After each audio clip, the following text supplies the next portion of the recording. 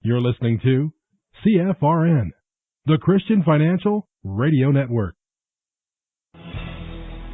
Good afternoon, traders, and welcome back to the CFRN Emini Futures Cast.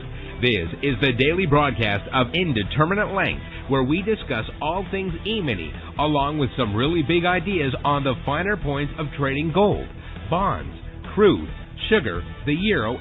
Joining us today, Mr. Michael Borg.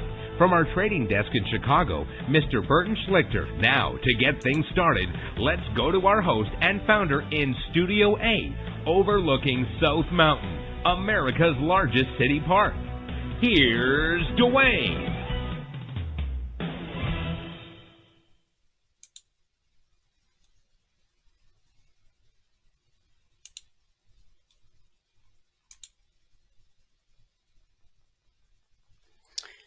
Good afternoon. Welcome back. Today is Tuesday, 24th day of February, 2026. Thanks for joining us. Whoever you are, wherever you are, we're just glad to have you right here, right now. We do 2 live broadcasts every trading day. The first broadcast is our live training room. That's reserved for members only and those who are taking their 1-week free trial. If you've not yet taken your 1-week free trial, when Michael joins us at the top of the hour, he'll walk you through step by step how to take the trial. It'll take you about 3 minutes to get signed up. We'll get your indicators up and indicating today. Your trial will officially start tomorrow and will run all the way through next Tuesday afternoon. You get 5 consecutive trading days. The weekends do not count against you, and there's no credit card required. Why? Because we want you focused on what's being taught. At the end of your trial, we want you to be able to make a well-informed, intelligent decision as to whether or not trading is right for you. Now, when you take the trial, you are getting access to the live training room. 2 hours every trading day from 9:30 a.m. to 11:30 a.m. Eastern. But you're also getting access to everything else we do the other 22 hours of the day. Remember, futures trade around the clock. So the logic alerts, the concierge trade alerts, you name it. For 5 consecutive trading days, we treat you like you were already a member, a passport holder, with access to everything. Again, so that at the end of your trial, you can make a well-informed, intelligent decision as to whether or not what we do is right for you. Now, when the live training room ends each day at 11:30 a.m. Eastern, we take a 30-minute break and then come back for this broadcast, the noon broadcast, which is open to the public. Everybody, everywhere on planet Earth with an internet-connected device. There are 2 different ways to join this afternoon broadcast live. The best way, you only have to do it once. Go to mytradingiq.com, scroll down the page to where it says noon broadcast. Click the link, fill out the 30-second registration form, and you're done. What will happen going forward is every trading day you'll get an email about an hour before the broadcast starts. In the email there's a link, so at 12 noon Eastern, all you have to do is click the link in the email and it automatically logs you into our platform. The benefit there is you will have access immediately to the question box, so you can ask questions and participate in the discussion. Now, there will be days, your out of the office, away from your desktop, but you still want to join live. And there will be days when you're busy, so you can't join live, but you want to get caught up later. You can do both of those via our YouTube channel, which is easy to remember. youtube.com/CFRN. That's the Christian Financial Radio Network since 2005. Not only do we broadcast live every trading day on our YouTube channel, as we're doing right now, simulcasting, we also archive each and every daily broadcast. Currently, there's over 2,900 daily episodes archived for your educational and viewing pleasure. youtube.com/CFRN. And if you're new to our neck of the woods, it's a great way to get to know who we really are. Thanks to the power of YouTube, you can scroll back 6 days, 6 weeks, 6 months, 6 years, even more. Obviously, you're not going to watch them all, nor do you need to. But it is a great resource to have at your fingertips because it allows you to see how we've evolved over all these years, day by day by day. youtube.com/CFRN. On the left side of the screen, you see our schedule for each afternoon broadcast. Again, Michael will be joining us about 1 p.m. Eastern, give or take, and he'll give us a recap of what happened this morning in the live training room, and then we'll do a little live trading on the TradingView platform as time and the markets permit. For now, we'll jump into our daily devotional, which is where we start this broadcast each and every day. Now, we're on a new topic, day 3. Where are you, God? How many times have you asked yourself that question? Today's scripture is Genesis 17, verses 5 and 6. And I'm sharing it from the NIV translation. No longer will you be called Abram. Your name will be Abraham. For I have made you a father of many nations. I will make you very fruitful. I will make nations of you, and kings will come from you. Again, that was Genesis 17, 5 through 6. Now, Abraham is known as the patriarch of faith, but we don't often think about who he was before God called him. In the days before the word reached him, Abraham lived a very different life with a different name, Abram. In Genesis 11:31, we read, Terah took his son Abram, and together they set out from Ur of the Babylonians to go to Canaan.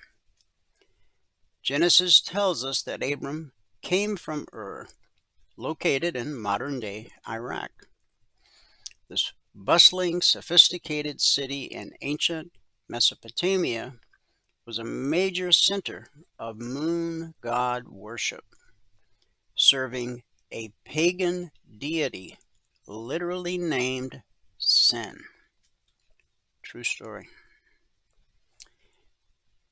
Now, in Genesis 12:1, the Lord had said to Abram, Go from your country, your people, and your father's household to a land I will show you. No map, no timeline, no guarantee except God's promise. I will make you into a great nation, and I will bless you, and all peoples on earth will be blessed through you. Abram lived comfortably in his polytheistic lifestyle, surrounded by family and security. Yet he left everything familiar: family ties, financial security, religious traditions, to follow a voice promising global blessing. Abram believed the Lord, and he credited it to him as righteousness. Romans 4:3. It was God who sought out Abraham where he was and called him into his story. Because of his faithful obedience, Abraham was blessed, and through him, countless others over generations have been blessed. God can reach anyone, anywhere, regardless of their religious background.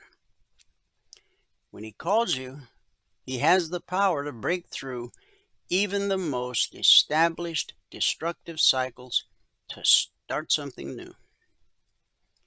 Abraham perfectly demonstrates how one person's obedience can profoundly impact the entire world. What promises has God made to you? How might he be calling you out of your comfort zone to be a part of his plan to bless all nations?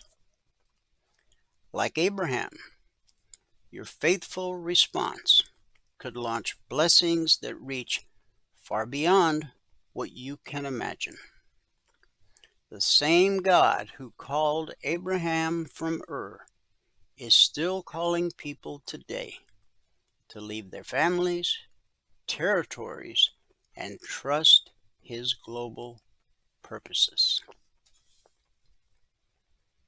Let's pray.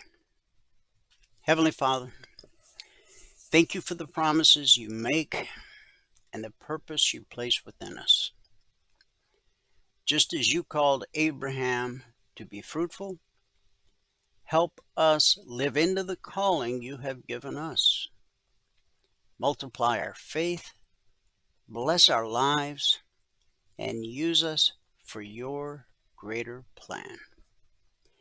It's in Jesus' name we believe and pray, and everybody said, Amen. Amen, and happy Tuesday. All right, let me give you the numbers from around the world. Then we'll go to the news, and then we'll go to the charts. Okay, we'll start here in the U.S. with the cash markets, or the indices as they're called. Currently, the Dow is up 397 points, almost 1%. Could this be the proverbial turnaround Tuesday? NASDAQ's up 257 points. That's almost 1.25%. S&P 500 up 52, and the Russell 2000, our man in the street, up 22. And for the Russell, that's almost 1%. In the commodity basket, crude oil down 36 cents, make that 37, trading 65.94 last. Gold down $59.40, trading 51.6620 last. That's a drop of almost 1.25%. Silver up 95 cents, trading 87.53 last. That's a gain of well over 1%. In the Asian markets at the close, the Nikkei posted a gain of 495 points, almost 1%. Shanghai rose 35, almost 1%. The Hang Seng fell 491 points, almost 2%. And in the European markets at the close, FTSE down 4, the DAX down 5, the CAC up 22. Pretty quiet trade there. So we had a mixed day in Asia. It was a mixed day for the UK, but so far it's a big green Radio Tuesday here in the US of A. Turning to the global news, at least 73 people, including 25 members of Mexico's National Guard, have been killed in a wave of violence after Mexican authorities killed drug lord Nemesio Cervantes, known as El Mencho, during a shootout on Sunday. Cervantes was among the world's most wanted fugitives here in the U.S. and also in Mexico for leading the Jalisco New Generation Cartel, JNGC. They don't have a catchy name, but they are one of Mexico's fastest growing criminal networks and a major supplier of fentanyl, methamphetamine, and cocaine to the United States. Authorities reportedly used American intelligence to narrow in on his location and followed one of his romantic partners to his hideout in Jalisco. Mexico's security chief said soldiers also killed at least another 34 suspected criminals across Jalisco and neighboring Michoacan on Sunday. The cartel responded by setting fire to vehicles and blocking roads across Mexico, prompting airlines to cancel flights, ride shares to suspend services, and schools to be closed yesterday. As of this writing, the U.S. State Department continues to advise Americans in Puerto Vallarta and surrounding areas to remain in place. Tonight's a big night for the president. He will deliver his State of the Union address at 9 p.m. Eastern. The annual speech has traditionally been used to outline the president's agenda and recap accomplishments. The speech comes against the backdrop of last week's Supreme Court decision to eliminate much of his tariff policy, as well as tensions with Iran and a crackdown on migration. Trump is expected to acknowledge the High Court's tariff ruling and his subsequent decision to impose a blanket 15% tariff on all goods entering the U.S. That policy goes into effect today and is scheduled to last for 150 days. Trump may also discuss immigration and foreign policy following last month's capture of Venezuelan leader Nicolas Maduro, and a U.S. military buildup in the Middle East amid nuclear negotiations with Iran. The address will be aired on major networks beginning at 9 p.m. Eastern. Virginia Governor Abigail Spanberger will provide the Democratic response. Even the president himself.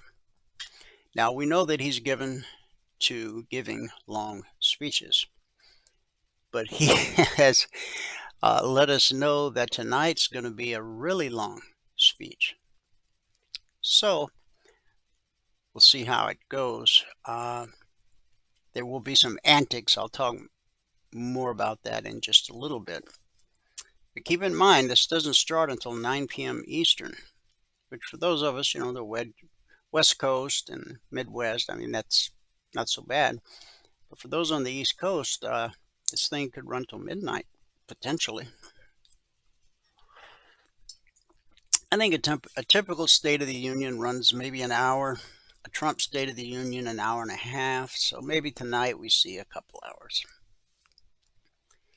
Shares of Novo Nordisk dropped roughly 16% yesterday after its experimental obesity drug, CagriSema, fell short of efficacy expectations in a late-stage clinical trial, underperforming against Eli Lilly's Zepbound in weight loss results. Patients taking CagriSema lost an average of 23% of their body weight over 84 weeks.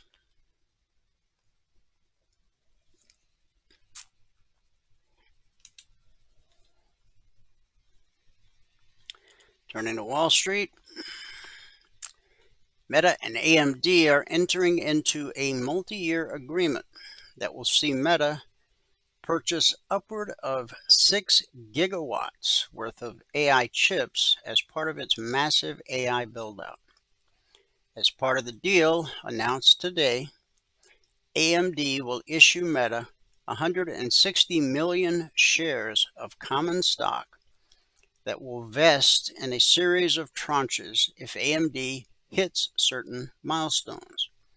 The first of which will hit when AMD ships its first 1 gigawatt of chips. AMD shares jumped as much as 10% in pre-market trading before paring those gains in the regular session, but now AMD is back up almost, there we go, $18 a share, or a little over 9%.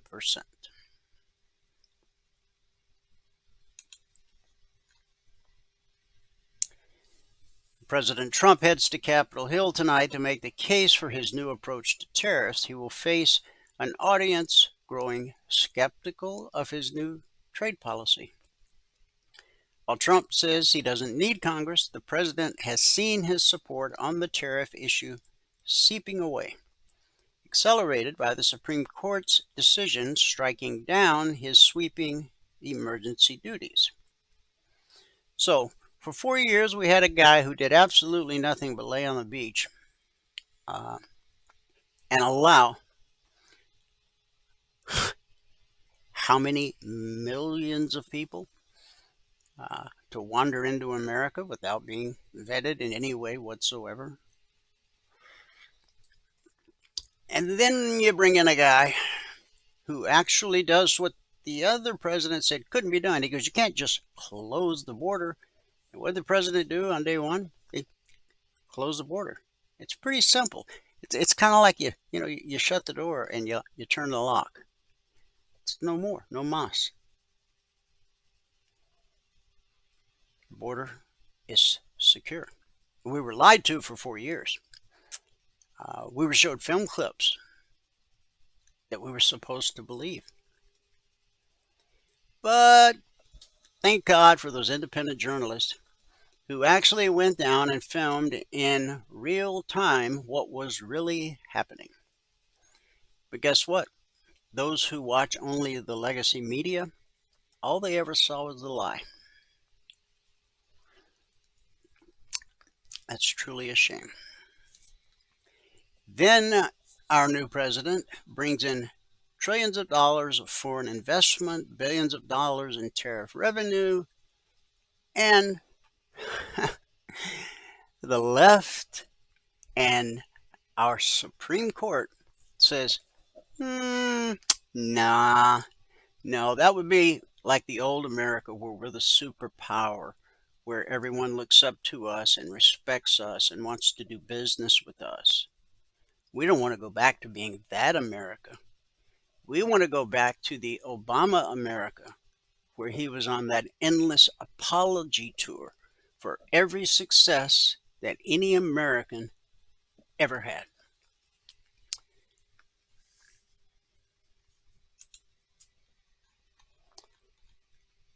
Disgusting? Yeah, I think that's a fitting word. Warner Brothers Discovery said today it was considering a new bid from Paramount Skydance without disclosing the value of the deal, as the CBS owner makes a last-ditch effort to thwart Netflix from buying the coveted Hollywood studio. The latest offer is higher than Paramount's previous bid of $30 per share in cash, or $108.4 billion including debt, for the whole of Warner Brothers. A source familiar with the matter gave this information to Reuters yesterday. The offer followed a week of talks between the companies to address concerns that prompted the HBO parent to reject previous Paramount bids in favor of Netflix's $27.75 per share, or $82.7 billion deal for its studio and streaming assets. Wonder how this is going to affect what you see on Netflix and what you're going to pay for it. AI is coming for the job market, Goldman Sachs has warned us. According to Goldman Sachs, job losses in AI-affected industries have been visible but moderate. AI-driven displacement could raise the unemployment rate slightly in 2026, with upside risks from faster adoption and larger displacement. Sachs research found that job growth has slowed and turned negative in a few sub-industries where AI is most ready for deployment. The economist expects the unemployment rate to drift higher to 4.5% by year end from its current 4.3%, in part because of jobs that are being replaced by AI. I think it's going to be a few years before we see that really become an issue. But it's moving pretty fast, so I guess we'll see. The Americans' consumer confidence in the U.S. improved slightly in February after a rough month in January. The Conference Board said today in their release that the Consumer Confidence Index rose to 91.2 in February from an upwardly revised 89 last month. Now, the Consumer Confidence Index is a measure of Americans' short-term expectations for their income, business conditions, and the job market, which rose 4 points to 72, remaining well below 80, the marker that can signal a recession ahead. It's the 13th consecutive month that reading has come in under 80. And how long has the president been in office? Oh, about a year. That's probably just a coincidence, right? Artificial intelligence lab Anthropic unveiled today 10 new ways for business customers to plug in its technology to key areas of their work, weeks after other releases sparked an aggressive sell-off of traditional software company shares. The San Francisco-based startup said its plugins could now help with investment banking tasks such as reviewing deals, wealth management tasks like portfolio analysis, and human resource related tasks such as making new hire materials reflect a brand's tone and policies.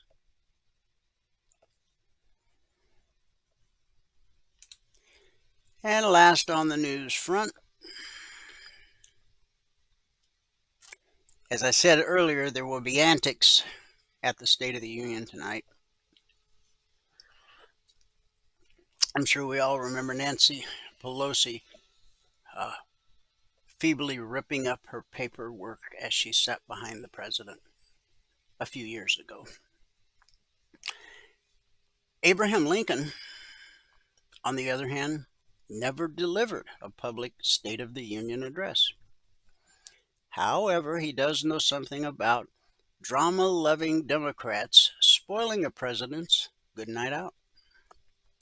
Tonight, President Trump will be at Ford's Theater, but he will be walking into a theatrical production staged by theater kids, wearing congressional pins shouting not "Sic Semper Tyrannis," but "No more kings. No kings. Huh. I wonder if a king would have allowed the Supreme Court to rule out all this newfound cash that our country had found. Not a good king, so I guess we don't have a king.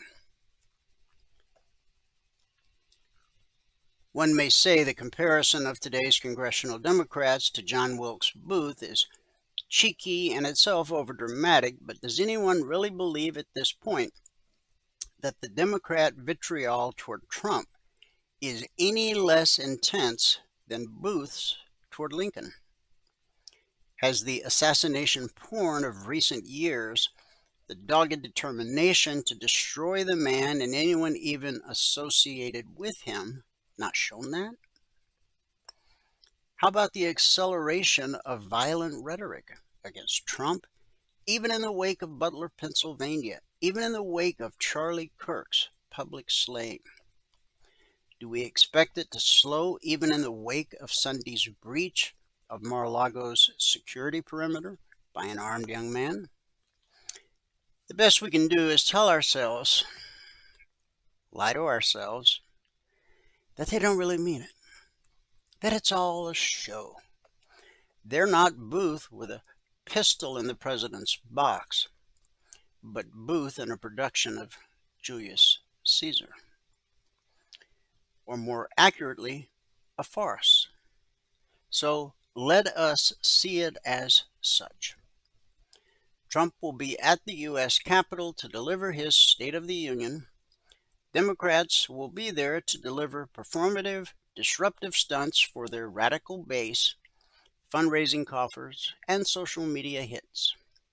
It'll be a tacky, disrespectful, trashy display in the hallowed House chamber. After all, these people were weaned not on Robert's Rules of Order, but on Saul Alinsky's Rules for Radicals and Real Housewives of Beverly Hills. What will this year's production look like? Who will try topping that infamous State of the Union where Nancy Pelosi ripped up Trump's speech the way Hulk Hogan used to rip off his shirt? Trump's 2025 speech to Congress starred Representative Al Green yelling and screaming and waving his cane like he was desperately trying to hail a taxi in a blizzard. A gaggle of radical congresswomen held up cute little signs near their faces like actresses in antidepressant medication ads. Who knows what displays we'll see this year? Maybe welfare fraud is a natural right. I heart violent criminal illegals. Or protects, perhaps, AOC holding up a sign asking, which way is Taiwan? It is guaranteed you will see signs, buttons, and bellowing, evoking ill-fated ICE protester Renee Good. Any loss of life is a tragedy. But Renee, it would have been good if you had been where you should have been, not where you were not supposed to be. If we're lucky, members will do an interpretive dance in her honor as protesters did the other day outside the Trump Kennedy Center, a couple days before fellow protesters dumped toxic chemicals on the center's ice rink. Certainly we'll see ice-related protests. Who knows, maybe Senator Chris Van Hollen may even bring Kilmar Garcia as his +1 in the gallery and have a couple margaritas. Last year also featured Democrats staying stone cold silent at every Trump proclamation of good news. They used their hands as booty warmers rather than applaud the families of those slain by illegal immigrants. They couldn't even bother to move a muscle for a courageous little boy with brain cancer becoming an honorary Secret Service agent. Oh, if they would only try the silent treatment again tonight. Trump will be sharing all the positive things that have happened for the American people this past year. And as each positive thing is met with silence from the Democrat side of the aisle, the president must say, and the Democrats are not happy for you. Wages are up, and the Democrats are not happy for you. Drug prices are down, and the Democrats are not happy for you. Tax refunds are up by 4 digits, and the Democrats are not happy. Inflation is way down, and the Democrats are not happy. You can fact check this because they're not. So I look forward to it, although I'm sure I'll get angry and end up turning it off at some point. But that's the deal. All right. Let's move on to Logic 247. It's our 24/7 around the clock E-mini alert service. Now, it's not just E-minis. It's also crude, gold, and silver. Currently, we are in week 395. Over the last 395 weeks, we have issued over 21,500 individual handcrafted alerts. And what we've averaged on a weekly basis is 20% or less of the alerts being stopped out based simply on market structure. A simple process we teach all of our passport holders. Valerie did the recap this morning at 6:30 a.m. Eastern, so she will update it this afternoon, early evening, as she does each day, and it will be posted, of course, in the Telegram discussion groups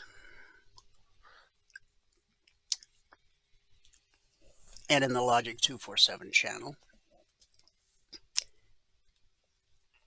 Since the markets opened Sunday night at 6 p.m. Eastern, that's when we go to work, Sunday night, 6 p.m. Eastern, that's when the Globex markets open. We've issued a total of 27 alerts. At the time Valerie did the recap, we were still waiting on the outcome of 13. That gave us 14 actionable alerts, of which 2 or 14% would have been stopped out. Again, based simply on market structure, the simple process we teach all of our passport holders. Every logic alert has an entry price, long or short. Then there's an initial target designed to help you get your goal for the day. And in most cases, additional targets, and then always a final trade to target. The purpose of the logic alerts is to help you learn how to read a chart. You need to be able to look at a chart and not see chaos. You need to see clarity. There's no words, but you need to be able to read that chart just like a newspaper or a good mystery novel.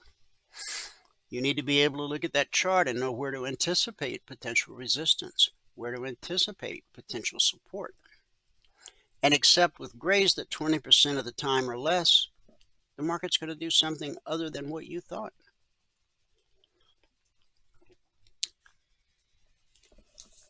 The logic alerts can come out any time around the clock, 2 a.m. or 2 p.m. Futures trade around the clock. We have traders around the globe. Our day session is their night session, and vice versa. 395 weeks is a very long time. It's over 7 years. However, many years before we introduced Logic 247, we had our original alert service, the concierge trade alerts. Now, they're different in a lot of different ways. But for the purpose of this discussion, I'll simply say this. They don't come out around the clock. They're published as a static report shortly before the Globex open each evening. We're in the Tuesday session, but the Tuesday session began last night at 6 p.m. Eastern. But all of our traders, and even trial members, had all of these targets 5 minutes before the market opened last night. The S&P 500, the Dow, the Russell, crude oil, the NQ, gold, and silver. So as we go through the individual markets and look at the individual charts, you'll see these targets drawn out. Just remember that all of our traders had the information 5 minutes before the market opened. So with that, we can go to the daily chart of the bellwether, the S&P 500 Emini futures. That's where we start with the charts each and every day. Now, been an interesting day. Yesterday, we had the big down day, and we closed right at that 24% fib extension. And last night, we dropped lower. Now we've rallied back all the way to the daily BBC. We had a leg and a retracement. 1, 2, 3, 4, 5 candles have pulled up to the daily BBC and have found resistance there. Here we close just above it, but it's still touching. So from this leg down, this retracement, the pullback has held for 1, 2, 3, 4, 5 days so far. Now, for our outlook to change, we need to see a candle open and close above the daily BBC. That's the green line. You see, price always reverts to the mean. In our case, the mean is green. We call it the BBC. Stands for bull-bear cross. When price crosses above the green line, we're bullish and expect higher prices. When price crosses below the green line, we're bearish and expect lower prices. Higher, lower, higher, lower. Pretty simple. I pointed out that since December, we've basically done nothing but go sideways. Yes, we did put in a new all-time historic high on January 28th, but in the grand scheme of things, it's been a sideways move. Now, because futures trade around the clock, there could be some volatility tonight as the president speaks. And it won't be just America watching the State of the Union address. The world will be watching.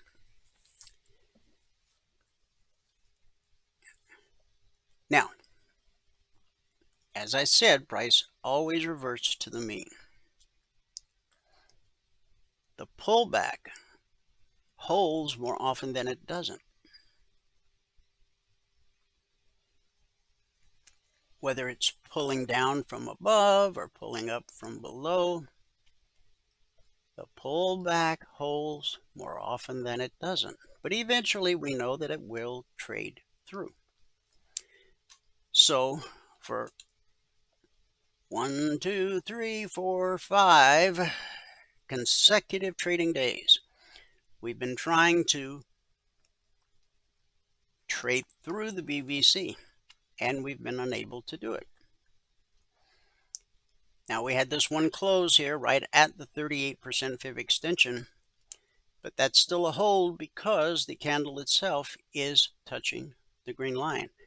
We need to see a candle open and close above the BBC for us to officially go from bearish mode to bullish mode. We've had up days and down days and up days and down days, and now we got another up day. Okay, it's like some kind of gang of Pong. Will anything the president says tonight create any major changes? Well, the State of the Union is sort of designed to just kind of let everybody know where we're at right now and what accomplishments have been made. So any new policy decisions, I don't think we'll see those or hear about those tonight.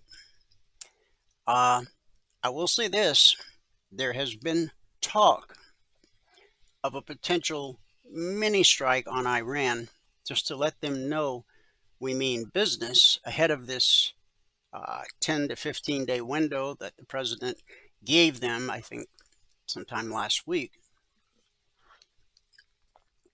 Is it possible that President Trump, the ultimate president and showman, would actually launch a strike during the State of the Union?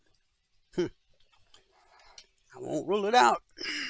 It's not a forecast by any stretch, but I wouldn't rule it out.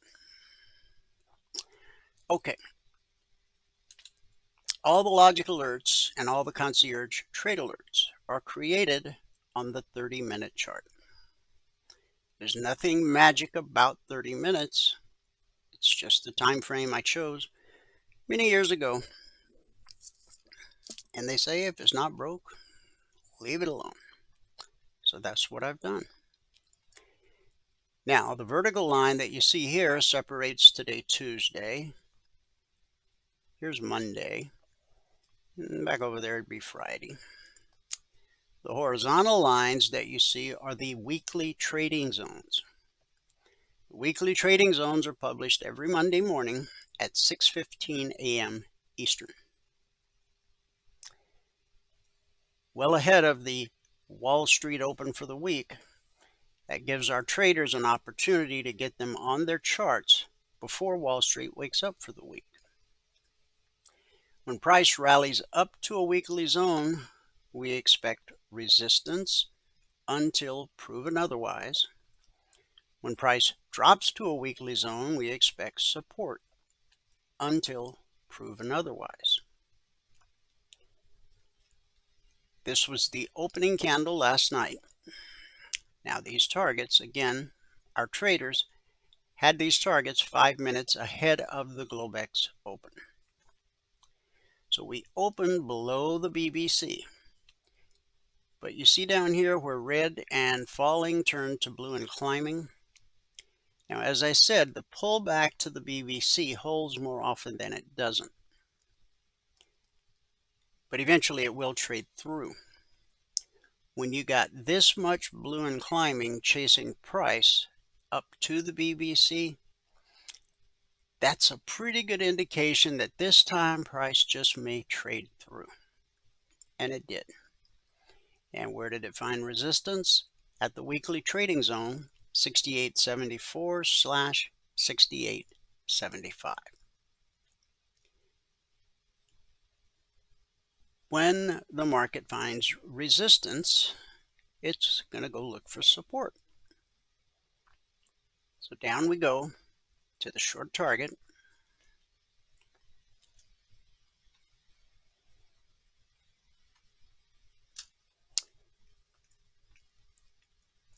Now this low that we put in today, if you go all the way back over here to February 17th, we had a bullish cross. That's where the blue line gets above the green line. When you have a bullish cross that leads to an extended move, the first time price revisits that area will almost always be good support.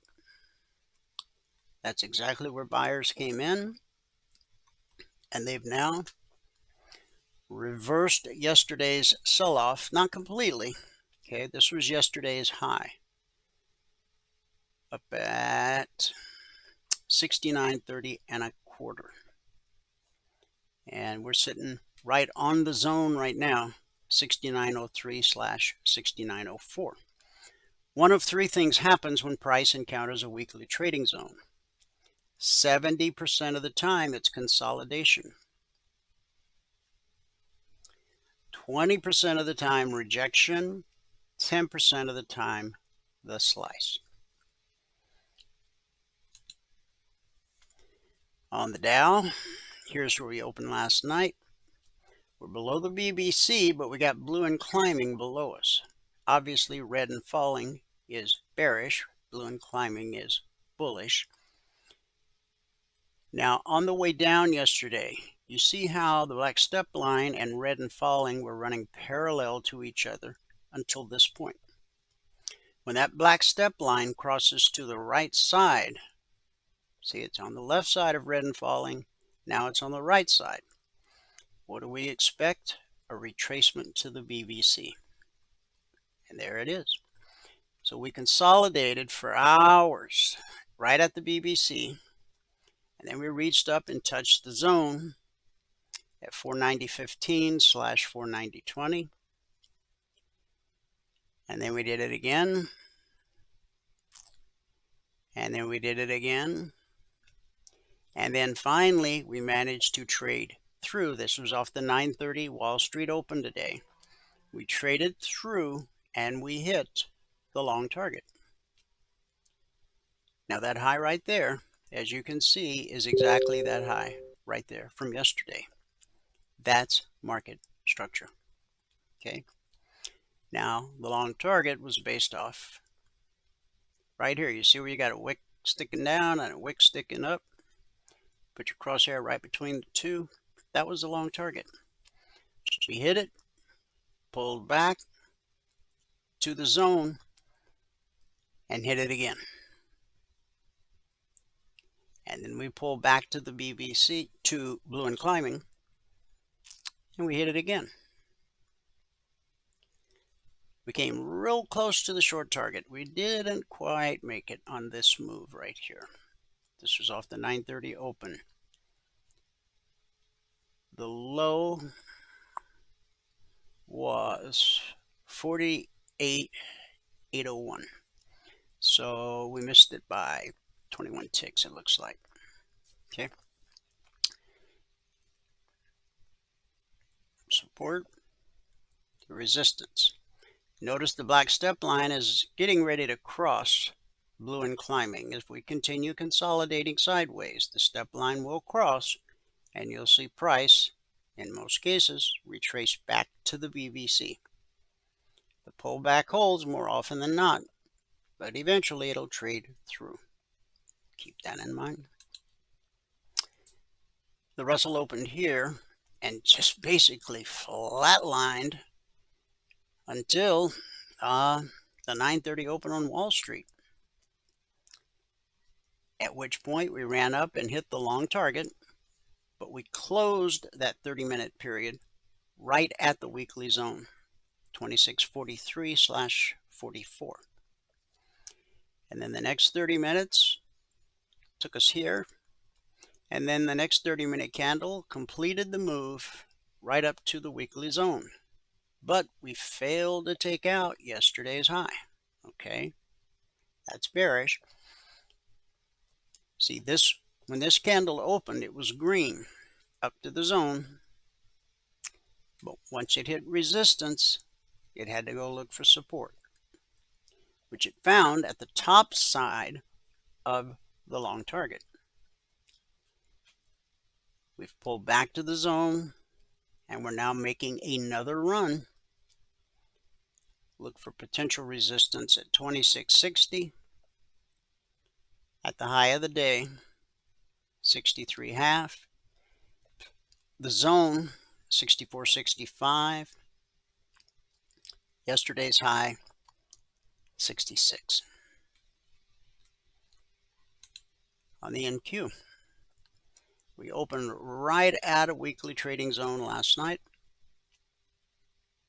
Consolidated for a few hours. Made a run at the long target. Didn't quite get there. Made it up to 24,882. We got to pull back to the BBC. And we actually, now, All the candles are touching, but we found support at the zone. Remember, we consolidated here on the way up, finally broke through. So what was resistance became support. Now, once these weekly trading zones are published, Monday morning at 6:15 a.m. Eastern, they're carved in stone for the entire week. They don't change in any way whatsoever. It's how it's been now for over 16 years. As you can see here, we ran up, we hit the long target to the tick. Now that's based off of this bearish cross from yesterday. When the red line gets below the green line and leads to an extended move, the first time price revisits that area will almost always be good resistance. And I would call that good resistance. That sent us back down to the BVC, and we actually spiked it and touched the zone support, back to resistance at the target, which again was based off the bearish cross from yesterday. That's market structure. And then here at the 9:30 open on Wall Street, we reached all the way down and hit the short target to the tick. And that's based off right here where red turned to blue. Again, all of our traders had this information 5 minutes ahead of the market opening last night. Here's the 10 a.m. Eastern candle. Up we go to the next weekly zone. Consolidate for an hour and a half. We're attempting higher, but look at where we run into trouble. You see right here where blue turned to red? That's that high right there. You see that? You see that? Okay, market structure. Now look at the black step line. It's hooking to the right. See, on this move up, it was running parallel with blue and climbing. But as it crosses to the right side of blue and climbing, you should anticipate price retracing back to the BVC. Pullback holds more often than not, but it could trade through. If it does, keep in mind you've got potential support here at the zone. And if we trade through that zone for any reason, it would probably be a pretty fast move down to the short target, low of the day. Okay, crude oil. Here's where we opened last night, right at a weekly zone, 6620/25. Off we go. We overtake this zone by just a little bit. Now we ran into resistance at a spot where I would have not particularly have called for resistance. So that set us back to the VVC. We got below, blue and climbing, turned to red and falling, and it took us down to the zone, to the tick. From support, we got to go find resistance. And where do we find it? At the long target, which was based off where blue turned to red yesterday. Resistance now has to send the market looking for support. And where did it find it? At the short target, which was based off this bullish cross from yesterday. Now the bullish cross happened like right at the zone. That's why I put, so you'd be able to see it, I put it just above it, okay? But as you can see, so we consolidate at the zone. We attempted to pull back to the BBC. We didn't quite get there. That in and of itself is a little bit bearish. So if we take out this low right here, we still have potential support down around 65.50. And then you got potential support at 65.40/45. At the moment, I personally would just stay away from crude. Gold, here's where we opened last night. We attempted higher.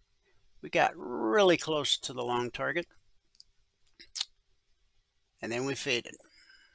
We hit the short target by 8 o'clock Eastern, and then we found support at a weekly trading zone. Kind of a recurring theme, right? Support sends us to resistance at the BBC, which sends us to support at blue and climbing, back to resistance, back to support, back to resistance, back to support, back to resistance, and then finally we break and down we go to the weekly trading zone, which we expect to be support until proven otherwise. And it gave us a nice bounce. And we came back down, hit it again, caught another nice bounce, and then we traded all the way down here and put in a doji. Okay.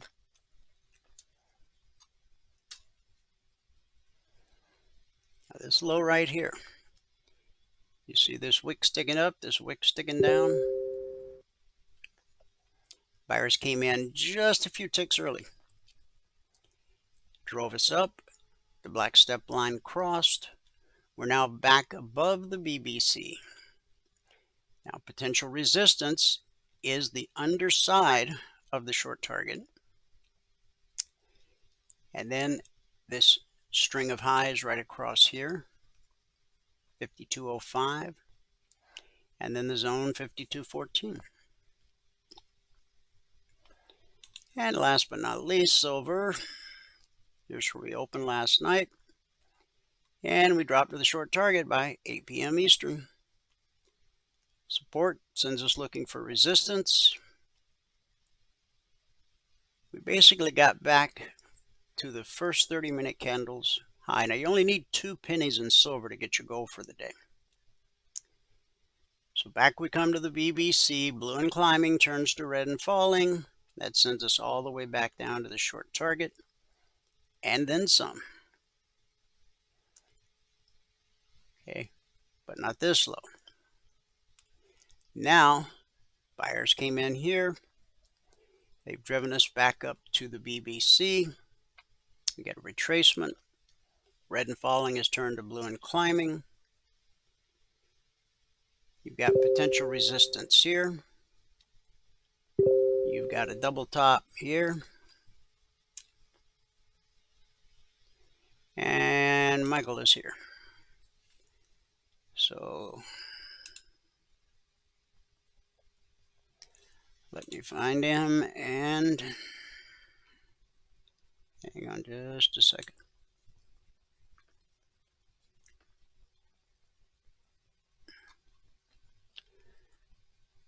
I will assume that's you.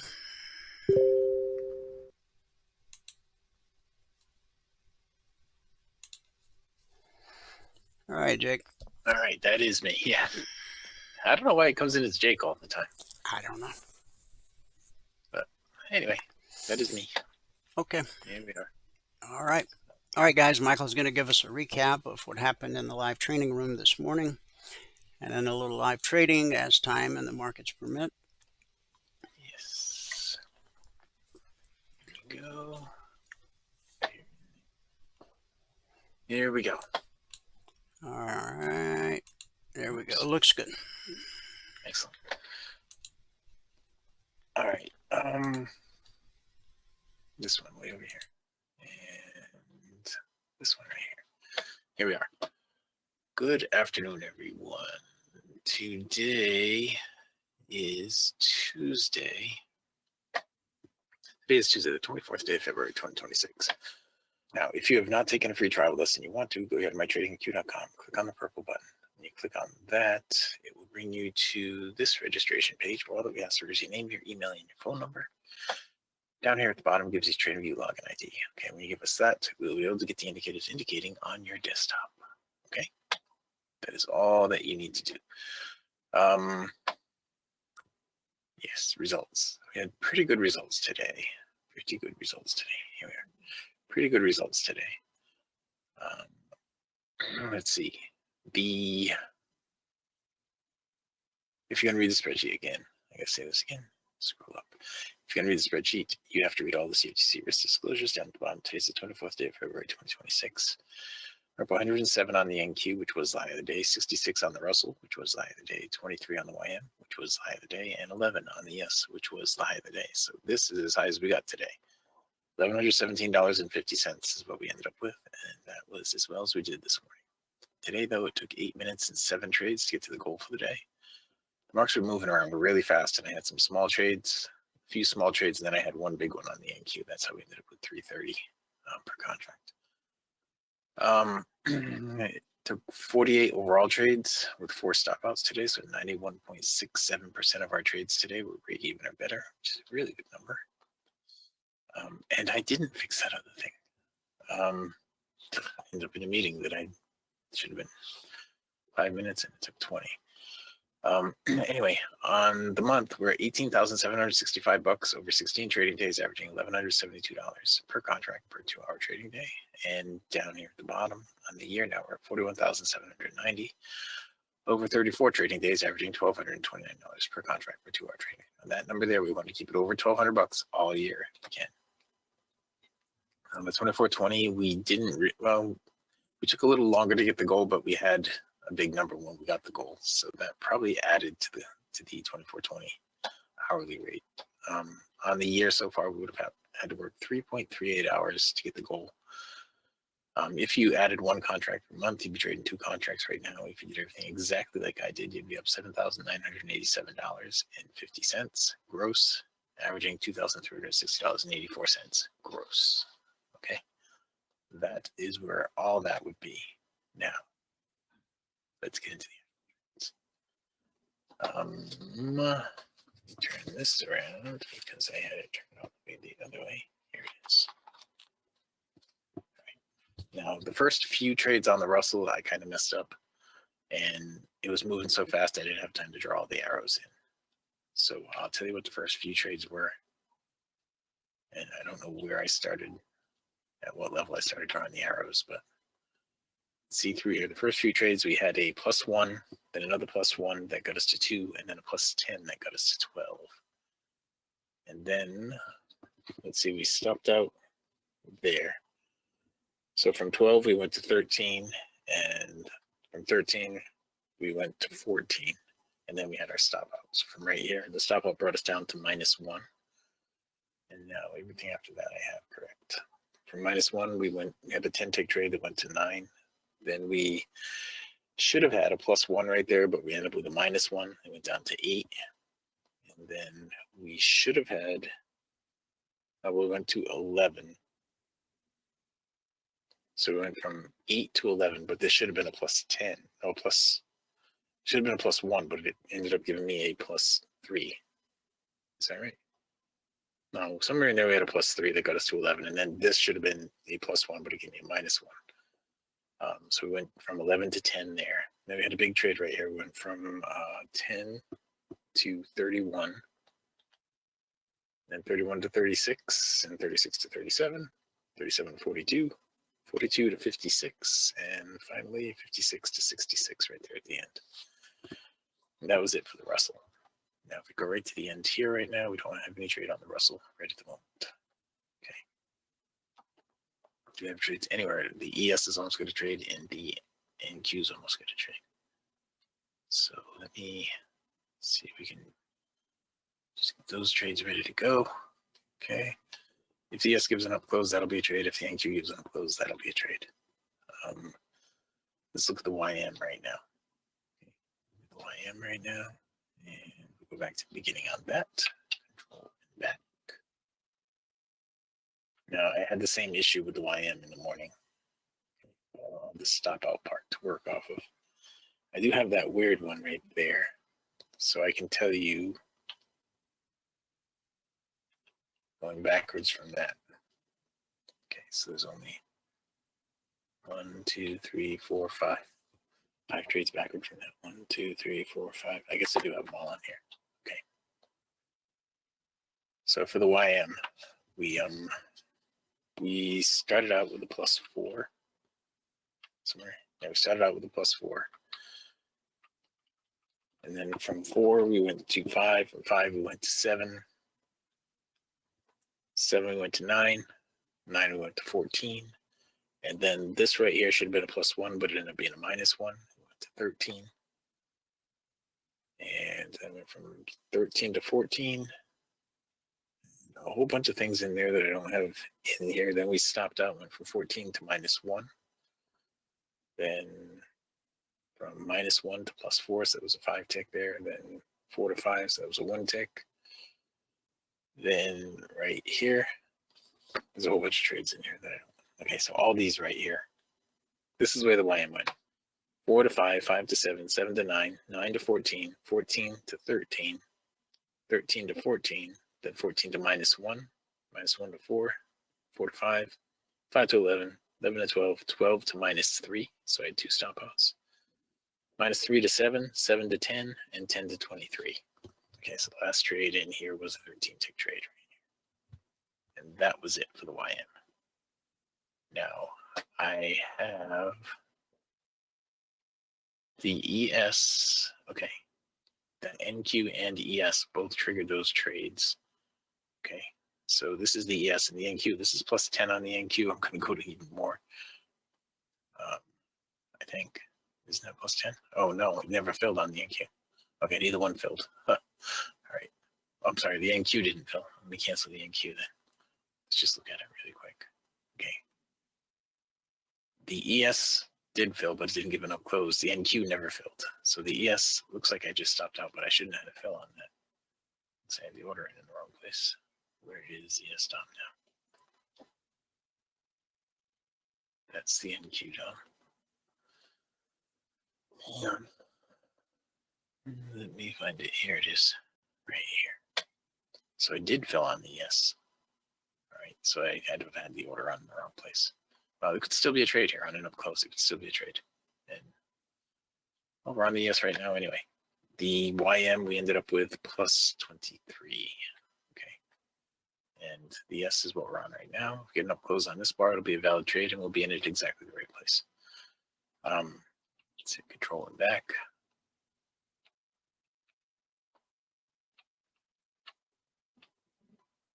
Okay. So the S doesn't look like I took any trades for a while here on the S. So these ought to all be recorded properly. We had a +4. Then we had a +4 that got us to 8. Nope, it's not all in there properly. Because we had a +4, and then we had a +4 that went to 8, and then we had a stop out that brought us to -2. Then we had a +10 that got us to 8. I think this was the +10 that got us to 8. And then a +1 that got us to 9. Then another +1 that got us to 10. And then another +1 that got us to 11. So that was it for the morning session. Now we're still waiting for this to give us an up close to give me a valid trade for the one that I have going right now. And it has not. It's just about to stop me out right there. It just did. So that was a mistake. That stop out, I shouldn't have been in that trade. But I'll put it in the record because it was a trade that I took. It wasn't a valid trade. All right, so let's go back here for 1 minute. Back here, if you haven't taken a free trial of this, go here to mytradingiq.com. No credit card required for the trial. Just go there and scroll down to right here. Scroll down to right here. Click on the purple. No credit card required for the trial. It's going to bring you to the registration page. On this page, all the ask for is your name, your email, and your phone number. Give us all that, and we'll get you going. Okay, let's get back in here. I was going to put that one stop out here on the ES. It's down here.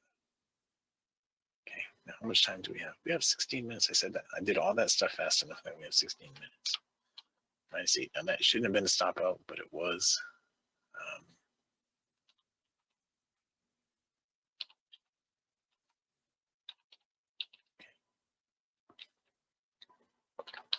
So even though I started a little late, I still have 16 minutes.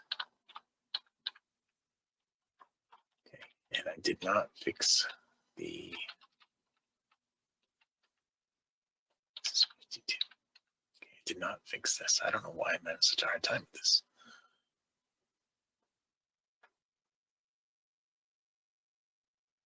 So from 14 to 52. That's 38, 39, 40.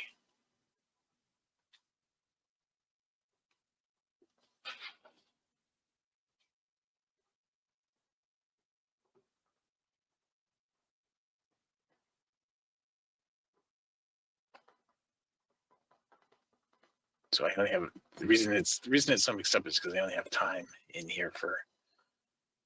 Now, why don't I just get rid of a couple of these and we'll average it starting, say, right here. And so now it's from 15 to 52. 15 to 52. 52. It's 37. Okay, so it equals that number minus 15. That's what it is.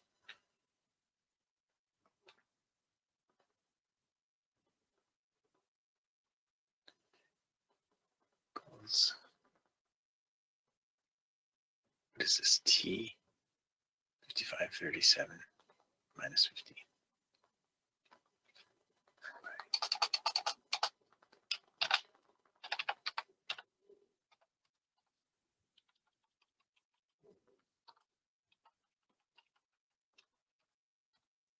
There.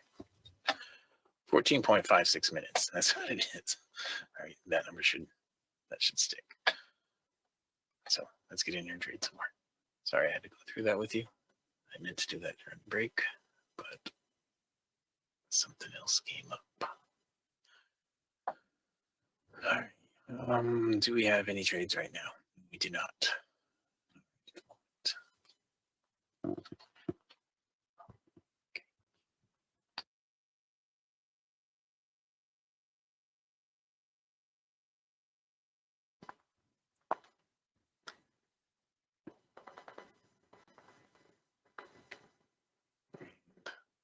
It's quiet, really quiet.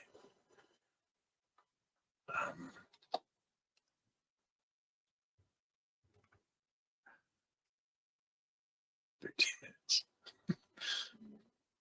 Hopefully something will happen here. We have State of the Union today. I'm sure Dwayne's talked about that already.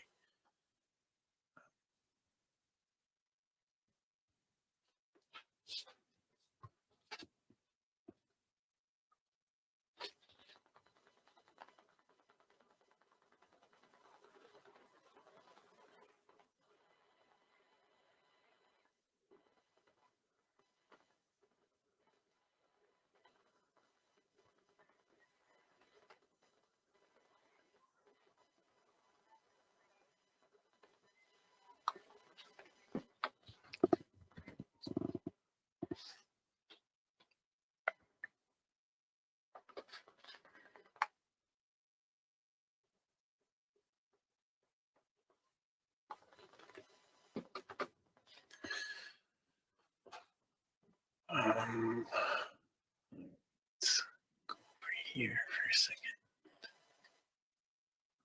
Here for a second.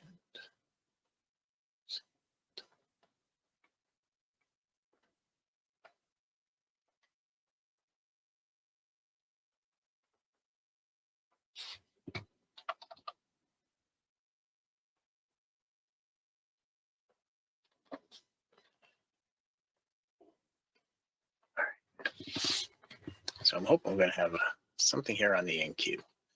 We flipped the YBR there. Everything else is looking like it wants to flip the YBR, but nothing has done it yet. Right? The YM is going to flip it now. It's just going to hit the yellow, and that will flip the YBR. It's just going to touch it. Now, in the big picture today, we are above that line there. We're right at the BBC right now, so we're at resistance right now. Last time we closed up above it, but then the day after we tanked off of it. So this BBC area right here is significant. If you look at that on a regular chart, let me put this out like this. Let me just look at that on a regular chart for a moment. Okay. We don't really have a trade coming up right here, so I'll put that off, and I will put in here the BBC on. And let's just do a little bit of analysis on the BBC, what it looks like right now. It's got something like this going on right here on the daily. Okay, if we just put the daily on, change this to a daily, and it will look exactly like that. Oop, it won't. Can't change that one. Sorry. Back to a 7 range. Got too many drawing objects. guess I could get rid of all the drawing objects, and then we could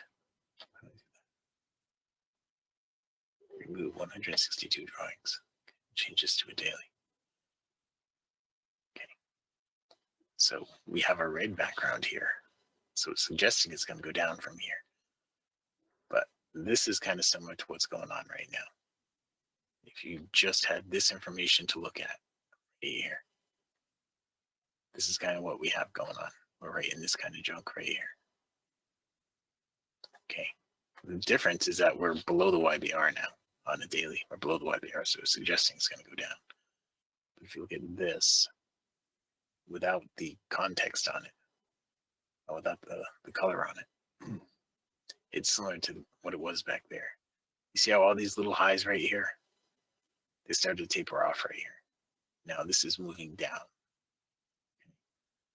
So that didn't happen the last time. Right here. They kept putting in higher highs and higher highs and higher highs all the way through here. But now you see the BBC. The legs up are getting shorter and the legs down are getting bigger. Right, so right now, this is really a decision time right here. It's got to close above this today. It'd be great if it closed up above this. Like if it closed up at like 69.30, 69.40, something like that today. Don't know what it's going to do. But that's what it looks like it needs to do. Okay. Go back here to our 7 range. And put this back on. And get rid of the BBC. So we did flip it here on the YM. We need a down close now on the YM to have a short there. We're almost there on the NQ. We did flip it on the ES also. So we're red. This is going to be red over here on the Russell too. We're going to be red everywhere. So right now we need a down close on the YM. We need to hit the mid band on all 3 of the others now. This is turning red. Okay. Falling or going up, I don't know. War is good for the economy, Michael. I thought we'd have been doing that by now. No, or is it just going to be a strike where we go in and just, I'm sure they probably already got stuff planted in Iran, but they just have to press a couple of buttons and blow some things up.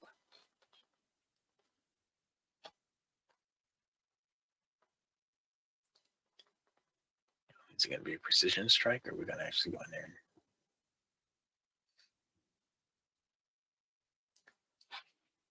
create piles of rubble? Looking for the down close here on the YM.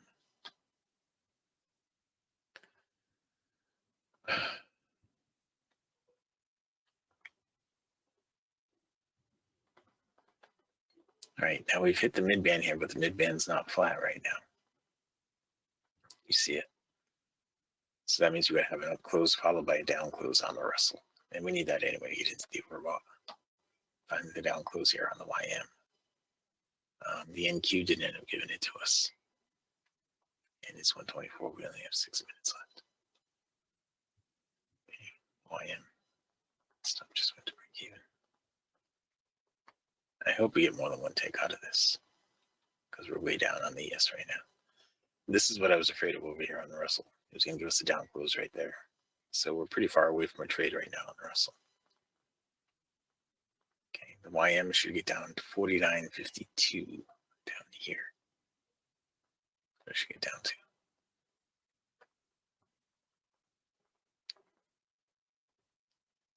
That's where it should go. The other markets, when I get down there, the other markets, they are, and it's starting to go.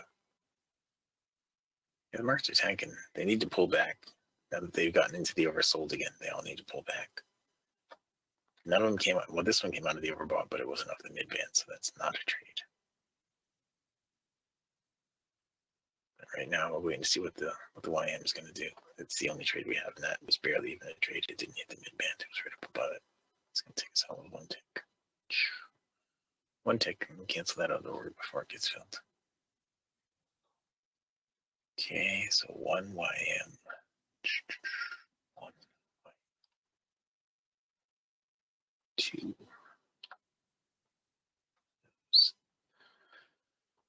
We got a long way to go with very few trades right now.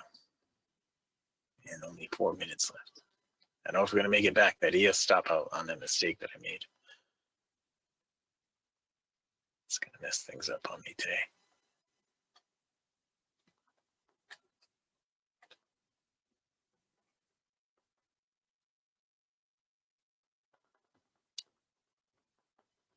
I guess I should erase all the drawing objects.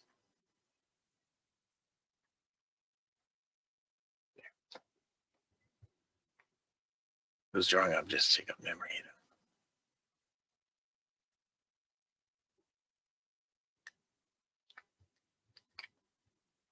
That's why when I have it create drawing objects, it only allows me to create so many going back, the last 100 bars or so. Because doing something dynamic like I created in the past, because they use a memory.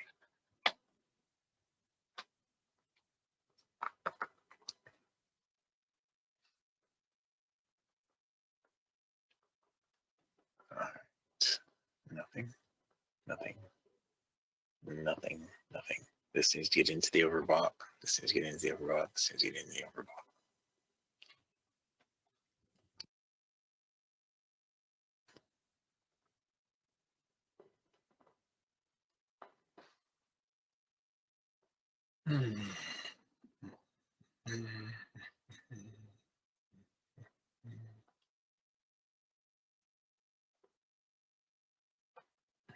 I did not know that was a modal window.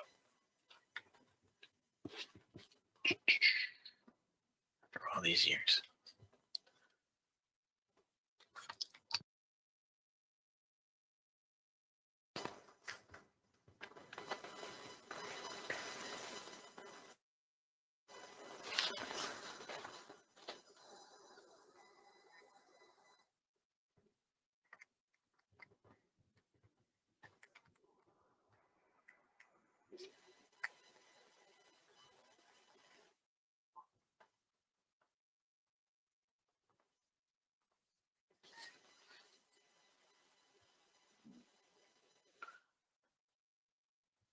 All right. Well, guys, I don't know if we're going to get out of this one.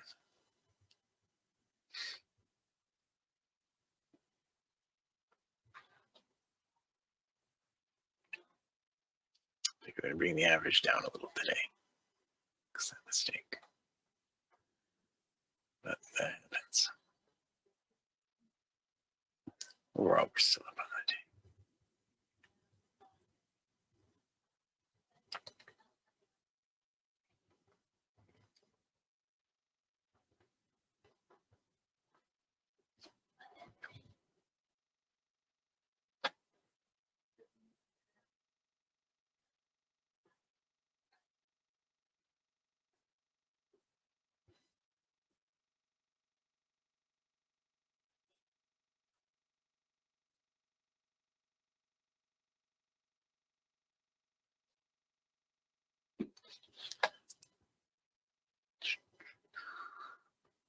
I just don't think it's going to happen. We had the one valid trade on the NQ. We got one tick. And not an NQ. It is so slow right now.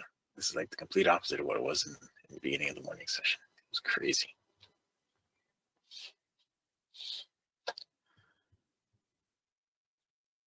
All right, this is almost a trade here on the Russell. It needs a down close.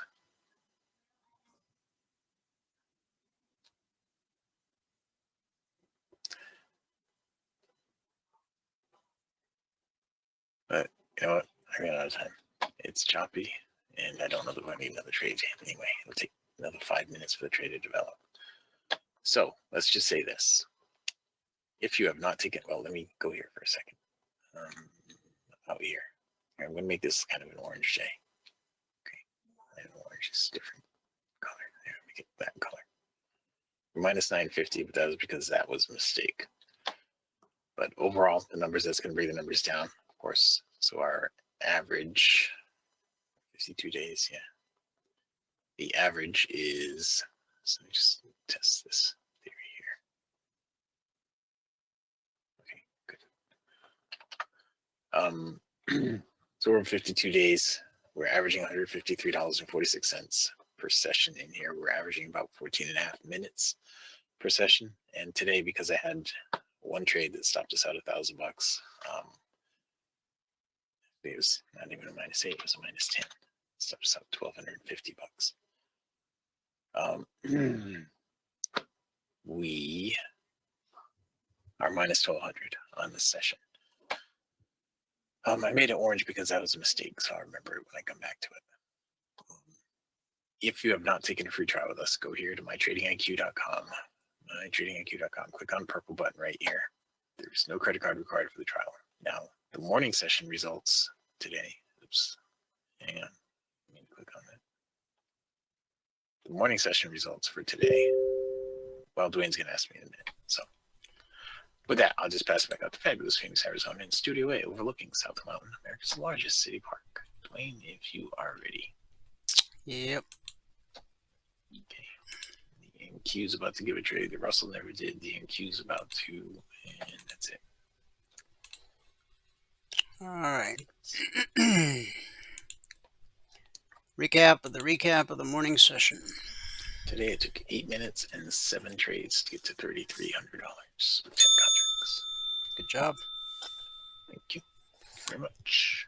All right, guys, we made it through all the markets in granular detail. We covered the Logic 247 alerts, the concierge trade alerts, and if you missed any part at all of today's afternoon broadcast, a few minutes after I sign off, in a few minutes, you can go to youtube.com/CFRN and you can watch today's broadcast or any broadcast going back over the last 2,900 plus trading days in its entirety.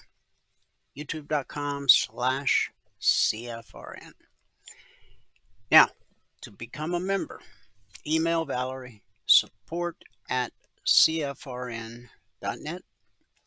Let her know you want to become a member. She'll send you all the information you need to get signed up. And then once you're an official member, you're going to have access to everything we've talked about today. Let's wrap it up with a good word for the day. Be content. Psalm 103, verse 2. May I never forget the good things he does for me. A newspaper cartoon was drawn of two fields divided by a wire fence. Both were the same size, each with plenty of lush green grass. Each field had a mule whose head stuck through the wire fence, eating grass from the other's pasture. Although each mule was surrounded by grass, the neighboring field seemed more desirable, even though it was harder to reach. In the process, the mules' heads became caught in the fence, and they panicked and brayed uncontrollably at being unable to free themselves. The cartoonist described the situation with one word, one caption: discontent. There is a lesson here for each of us. When we focus on what we don't have or what someone else has, we become blinded to the blessings which surround us. David wrote, "Let all that I am praise the Lord. May I never forget the good things he does for me. He forgives all my sins and heals all my diseases. He redeems me from death and crowns me with love and tender mercies. He fills my life with good things." Goal setting, achieving greater things, and desiring more than you have can be good things if, one, you look to the Lord to help you bring it to pass. It says in Psalm 84:11, the Lord will withhold no good thing from those who do what is right. And number two, while God is working on it, you enjoy what He has already given you. Hebrews 13:5, let your conduct be without covetousness. Be content with such things as you have. For He Himself has said, I will never leave you nor forsake you. So our good word for today is simply this: be content. Thanks so much for tuning in. Whoever you are, wherever you are, may God continue to richly bless you with His mercy and with His grace. And I'll see you at the bell.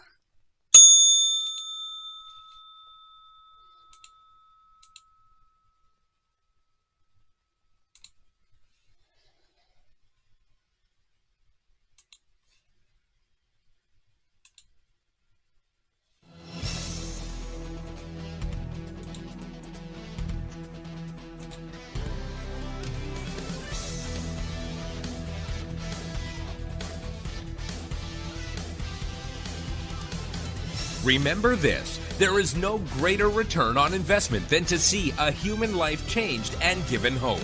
As always, pray hard and trade safe. Any financial information discussed on this show is simply the opinion of our host, Dwayne Reeves, his co-hosts, and guests. To learn more about trading E-mini futures or to take a 1-week free trial in our live trading room, call 1-866-928-3310. 866-928-3310. Information discussed on this radio program should not be construed as a recommendation to buy or sell any security. Always do your own due diligence and consult with a licensed securities broker or financial planner before making any investment decision.